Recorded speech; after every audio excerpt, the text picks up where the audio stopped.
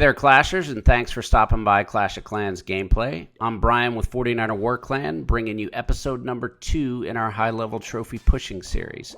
Going to show you several replays today from my main account, which is currently utilizing the Mass Golem strategy, which is consisting of 5 golems plus a golem in the CC, 15 wizards, 1 P.E.K.K.A., 3 jump spells, 1 rage spell, 1 free spell, and a poison spell. I always utilize 2 jump spells for the exterior of the walls, and the reason for that is to be able to create multiple entry points for my golems so that they don't get bunched up. Anytime your golems get bunched up is when you typically get them walking around and exposing your heroes. So very important to, I think, have multiple entry points. I also choose to attack a side of the base that is going to unleash the CC relatively early in the raid. I would like to take on the CC before any of my troops start getting targeted by the Infernos. And if you don't do that and you go opposite side of the CC as an entry point to the base, a lot of times you're having to take on a Lava Hound, which is normally what you're going to see in the clan castle from the enemy. You're going to have to take that on in the core of the base while your Infernos are firing on all your troops. And that's typically how you end up losing against bases like this. So if you're able to trigger that CC earlier in the raid and take it out, usually you're going to have a lot more success. Most of the time I'm always 2-star in this base. I'm never losing to this style base and usually ending up over a 70% 2-star. So definitely a good strategy to utilize in this base from a trophy pushing perspective.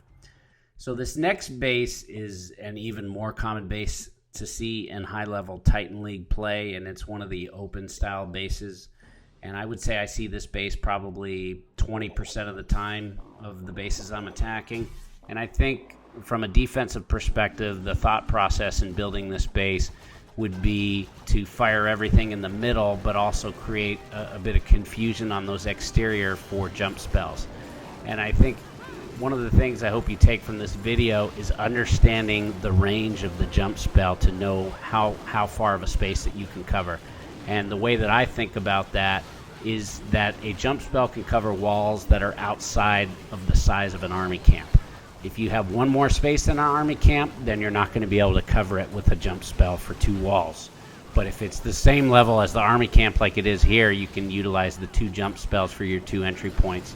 And in the case of this raid, I didn't even need the 3rd jump spell. So if I were to see this base in a war, I wouldn't even need to worry about bringing that 3rd jump spell, and I'd be able to add an additional rage or an additional free spell. Next piece of it is to obviously utilize rage at the appropriate time in, again, taking out the Lava Hound that you see in the CC, but also utilizing that rage on other troops to clear everything up. And if I had this in a war and was carrying that extra free spell or an extra rage spell, would have allowed me to do even a lot more damage to this base by being able to probably get somewhere upwards of 80% or more outside chance at a 3-star even. But definitely initially was an effective defensive base, I think, because it was showing something different. But base has gotten pretty well figured out, and using this type of a strategy will work very well for you. And there's always ability to pick up extra percentage points around the side. So that's a reason why you typically don't fail on this base. So last base design that we're going to show today is the box base, which is waning in popularity. There's less and less people using it for reasons that you'll see here. Same methodology in having 2 entry points for golems with the 2 jump spells, 3 golems in each jump spell, followed by the wizards, then followed by the P.E.K.K.A. and the heroes, utilizing a 2nd jump spell for the core.